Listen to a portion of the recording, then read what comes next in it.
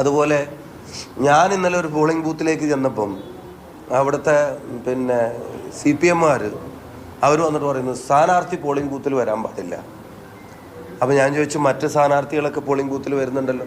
അല്ലാതെ 6 മണി കഴിഞ്ഞുകൊണ്ട് ഞാൻ പറഞ്ഞു 6 മണി കഴിഞ്ഞിട്ടും എൻ്റെ പിന്നെ എതിർ സ്ഥാനാർത്ഥി ഇപ്പോൾ കൊയിലാണ്ടിയിലെ 100-400 ആൾ വരി നിൽക്കുന്ന ഒരു ബൂത്തിലുണ്ടെന്ന് പറഞ്ഞിട്ട് ഞാനും കൂടെ അവിടെ ചെല്ലണം എന്ന് പറഞ്ഞിട്ട് എൻ്റെ പ്രവർത്തകർ വിളിച്ചിരുന്നു. അവർ വേണമെങ്കിൽ അവിടെ തടഞ്ഞോ എന്ന് എന്നോട് പറയുന്നത്. ഞാൻ പറഞ്ഞു അതെൻ്റെ രീതിയും ശൈലിയല്ല, എനിക്ക് അതല്ല പണി. ഞാൻ ഫോൺ വിളിച്ചിട്ട് എതിർ സ്ഥാനാർത്ഥിയെ തടയാൻ പറയലാണ് എൻ്റെ ശൈലി. അല്ല ഇവിടെ ഞാൻ ഇവിടെ വന്നത് താമസിക്കാനല്ല, എനിക്കിവിടുത്തെ പോളിംഗ് പെർസെൻറ്റേജ് അറിയണം, എത്ര പേർക്ക് വോട്ട് പിന്നെ രേഖപ്പെടുത്താൻ ബാക്കിയുണ്ടെന്ന് അറിയണം, എത്ര ശതമാനം വോട്ടായി, എത്ര വോട്ട് ചെയ്തു എന്നുള്ളത് അറിയണം. പിന്നെ അത് നിങ്ങളുടെ പോളിംഗ് ഏജൻറ്റ് വഴി ചോദിച്ചു. ഞാൻ പറഞ്ഞു ഞാൻ സ്ഥാനാർത്ഥിയാണ്, എനിക്ക് പിന്നെ ഈ പ്രിസൈഡിങ് ഓഫീസറോട് ചോദിക്കാനുള്ള അധികാരമുണ്ട്. അപ്പം ഞാൻ എന്ത് ചെയ്തു, ഞാൻ നേരെ ഒബ്സർവറെ വിളിച്ചു. ഞാൻ ഒബ്സർവറെ വിളിച്ചിട്ട് ചോദിച്ചു, പിന്നെ ഇതിങ്ങനെ സ്ഥാനാർത്ഥി 6 മണിക്ക് ശേഷം ബൂത്തിൽ വരാൻ പാടില്ല എന്നുണ്ടോ? അപ്പോൾ അയാൾ പരിശോധിച്ചിട്ട് പറയാമെന്ന് പറഞ്ഞിട്ട് എന്നെ തിരിച്ച് വിളിച്ചിട്ട് പറഞ്ഞു അങ്ങനെ ഒരു റിട്ടേൺ ഡയറക്ഷൻ ഇല്ല. ഇനി ക്ലാരിഫിക്കേഷന് വേണ്ടി ഞങ്ങൾ ചോദിച്ചിട്ടുണ്ട്. ആ ക്ലാരിഫിക്കേഷൻ വരുന്നത് വരെ നിങ്ങൾക്ക് ബൂത്തുകൾ സന്ദർശിക്കാം. കാരണം നാളെ അതിന് പ്രശ്നമില്ല എന്നാണ് വൈകിട്ട് അറിയിപ്പ് കിട്ടുന്നെങ്കിൽ നിങ്ങളുടെ അത്രയും സമയം നിങ്ങളുടെ എന്നല്ല ഒരു സ്ഥാനാർത്ഥിയുടെയും പിന്നെ വോട്ടർമാരെ കാണാനോ ബൂത്തിൽ സന്ദർശിക്കാനുള്ള സമയം നഷ്ടപ്പെടുത്താൻ ഞങ്ങൾ ആഗ്രഹിക്കുന്നില്ല. സോ ഇറ്റ്സ് അവർ റെസ്പോൺസിബിലിറ്റി, നിങ്ങൾക്ക് ബൂത്തുകൾ സന്ദർശിക്കാം എന്നുള്ള മറുപടിയാണ് എനിക്ക് കിട്ടിയത്. അപ്പോൾ അതിലൊരാശങ്ക എന്ന് പറയുന്നത് ഈ അവസാന നിമിഷത്തിൽ ചില കള്ളവോട്ടിനൊക്കെയുള്ള ശ്രമങ്ങൾ നടത്തുന്നതായിട്ട് പല ബൂത്തുകളും ഞങ്ങൾക്ക് ഇൻഫർമേഷൻ കിട്ടിയിരുന്നു. അപ്പോൾ നമ്മൾ അവിടെ ചെല്ലുന്നത് അതിനെ ഏതെങ്കിലും തരത്തിൽ ബാധിക്കുമെന്ന് വിചാരിച്ച് പിന്നെ അവിടെ നിന്നിട്ട് കൂവി വിളിക്കുക. പിന്നെ കുറച്ച് ആൾക്കാർ വന്നിട്ട് പറഞ്ഞു കാല് കൊത്തും. അപ്പോൾ ഞാൻ പറഞ്ഞാൽ പിന്നെ അത് കഴിയട്ടെ എന്നിട്ടേ ഞാൻ പോകുന്നുള്ളൂ എന്ന് പറഞ്ഞു. കാല് കൊത്തലുണ്ടെങ്കിൽ അത് കഴിയട്ടെ എന്നിട്ടേ ഞാൻ പോകുന്നുള്ളൂ. ഞാൻ ഒരു പ്രകോപനം ഉണ്ടാക്കാൻ ആഗ്രഹിക്കുക അല്ലെങ്കിൽ ആ ഒരു സീന് ഞാനത് ആഗ്രഹിക്കുന്നില്ല. തെരഞ്ഞെടുപ്പ് പീസ്ഫുള്ളായിട്ട് നടക്കണമെന്നാണ്. പക്ഷേ ഒരു പ്രിസൈഡിങ് ഓഫീസറെ സ്ഥാനാർത്ഥി കാണുന്ന പറയുമ്പോഴത്തേക്ക് വെട്ടും കൊല്ലും കാല് കൊത്തും എന്നൊക്കെ പറഞ്ഞാൽ അപ്പോൾ അതൊക്കെ വളരെ ഇൻറ്റൻഷനലി ഉണ്ടാക്കിയ സാധനം. അതൊന്നും ഞങ്ങളെ ബാധിച്ചിട്ടുള്ള കാര്യമോ ഞങ്ങളുടെ ജയസാധ്യതയെ ഏതെങ്കിലും തരത്തിൽ ബാധിക്കാൻ പോകുന്ന കാര്യമായിട്ട് ഞങ്ങൾക്ക് അനുഭവപ്പെട്ടിട്ടില്ല. പിന്നെ പോളിംഗ് ബൂത്തിൽ ഇരുന്നതിന് ഞങ്ങളുടെ സംസ്ഥാന വൈസ് പ്രസിഡന്റ് യൂത്ത് കോൺഗ്രസിൻ്റെ ശിവനയുടെ വീട്ടിനകത്തേക്ക് കയറി അവരുടെ കോമ്പൗണ്ടിൽ വെച്ചിരുന്ന ബോർഡുകൾ മുഴുവൻ ഒരു 6:15 ആകുമ്പോൾ ഒന്ന് നശിപ്പിക്കുക.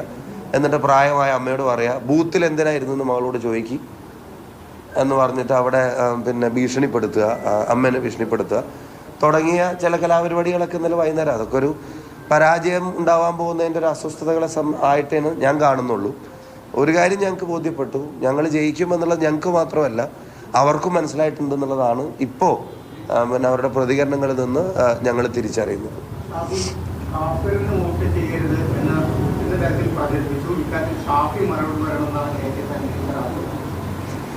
എന്നെ സത്യം പറഞ്ഞ അത്ഭുതപ്പെടുത്തുന്ന പിന്നെ തരത്തിലാണ് ചില കാര്യങ്ങളിൽ പിന്നെ ബഹുമാനപ്പെട്ട എതിർ സ്ഥാനാർത്ഥി പിന്നെ തരം താഴ്ന്ന നിലയിലുള്ള കമൻറ്റുകൾ പറയുന്നത്.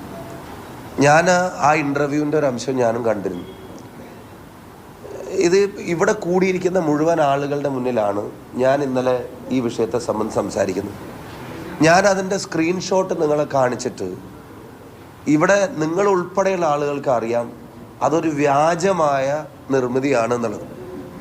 അത്തരമൊരു ഗ്രൂപ്പോ അത്തരമൊരു മെസ്സേജോ ഇല്ല എന്നുള്ളതും അത് തെരഞ്ഞെടുപ്പിൻ്റെ അവസാന മണിക്കൂറുകളിൽ വ്യക്തിപരമായി എന്നെ പിൻ പോയിന്റ് ചെയ്ത് അറ്റാക്ക് ചെയ്യാൻ വേണ്ടി സൃഷ്ടിക്കപ്പെട്ടതാണെന്നുള്ളത് ആ കുട്ടി പറയപ്പെടുന്ന കുട്ടി ഉൾപ്പെടെ വന്ന് അതിൻ്റെ മുഴുവൻ തെളിവുകളും വന്ന് ഇവിടെ പത്രസമ്മേളനം നടത്തി. ഞാൻ ഇന്നലെ അങ്ങനെ പറഞ്ഞു. ഈ പോസ്റ്റിട്ട പലരും അത് മുക്കിക്കൊണ്ട് ഓടി.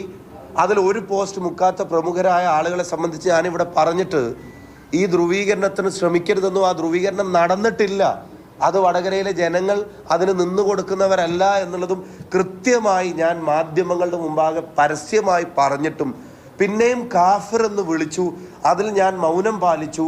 അത് വളരെ സൗമ്യനായി അഭിനയിച്ചു, നിഷ്കളങ്കനായി അഭിനയിച്ചു എന്നൊക്കെ ഒരു പ്രസ് ഒരു പിന്നെ ബൈറ്റ് കൊടുക്കുമ്പോൾ ഞാൻ അത്ഭുതപ്പെടുകയാണ്. ഒന്നല്ലെങ്കിൽ ഇത് വളരെ ബോധപൂർവം പറഞ്ഞുകൊണ്ടേയിരിക്കാൻ പാർട്ടി തീരുമാനിച്ച് നടപ്പിലാക്കുന്നൊരു കാര്യം, അതല്ലെങ്കിൽ ഇത് ഫേക്കാണെന്ന് പോലും തിരിച്ചറിയാൻ അല്ലെങ്കിൽ തിരിച്ചറിവ് കൊടുക്കാൻ ആളുകൾക്ക് കഴിയും. പക്ഷെ തിരിച്ചറിവ് ഫേക്കാണെന്ന് കൊടുക്കാൻ ആളുകൾക്ക് കഴിഞ്ഞിട്ടുണ്ട് എന്നുള്ളത് അതിൻ്റെ ചുറ്റുവട്ടത്ത് നിൽക്കുന്ന ആളുകളുടെ പ്രതികരണം തന്നെ എനിക്ക് മനസ്സിലായി. ഈ പോസ്റ്റ് ഇട്ട് അത് ഡിലീറ്റ് ചെയ്ത ആളുകളെ പിന്നെ ഇതെന്ന് തന്നെ എനിക്ക് മനസ്സിലായി.